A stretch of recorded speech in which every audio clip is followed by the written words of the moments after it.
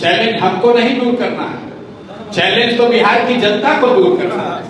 उनको तय करना है कि उनको मुख्यमंत्री के तौर पर कौन चाहिए। अब चेहरा आ गया सामने, अब देख लीजिए, आपके बच्चे ग्रेजुएशन करके एमए बीए करके मजदूर बन रहे हैं, बेरोजगार बैठे हैं, और भाजपा के लोग 7वां फेल भी हैं तो अब आपके राजा बन रहे हैं। ये आपके वोट का कमाल है। 10,000 रुपया मतलब 5.5 रुपया डेली, 5.5 रुपया डेली के आधार पर आपने वोट बेचा है। आपने वोट नहीं बेचा है, अपने बच्चों का भविष्य बेचा है।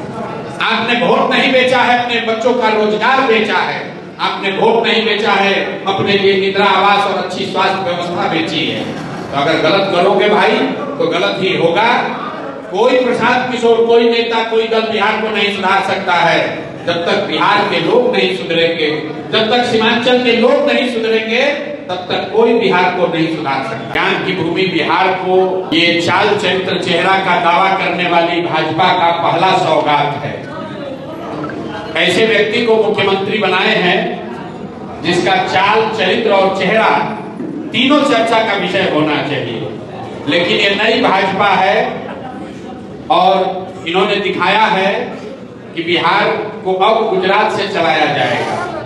मैंने पहले भी कहा था, मुख्यमंत्री कोई भी बने, अब बिहार को गुजरात से चलाया जाएगा, गुजरात के हितों को ध्यान में रखकर चलाया जाएगा।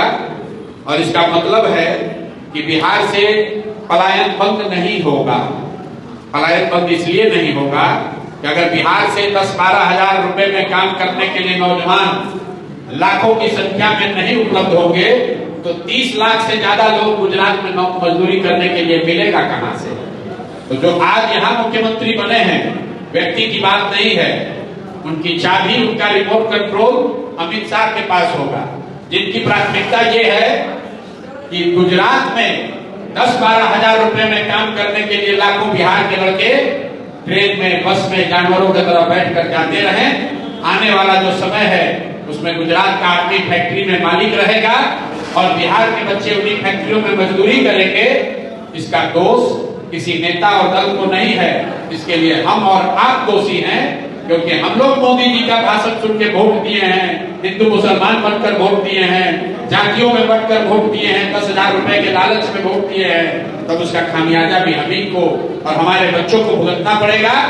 जिस 10,000 की लालच में आपने वोट बेच दिया, वही 10,000 रुपए कमाने के लिए बिहार के बच्चों को जाकर गुजरात के, पंजाब के, दिल्ली के, बॉम्बे के फैक्ट्रियों में अपनी हड्डी गलानी पड़ेगी। ये दुर्भाग्य है, लेकिन गलती हुई है तो भुगतना तो पड़ेगा ही। यही बात आपको आज बताने आए हैं।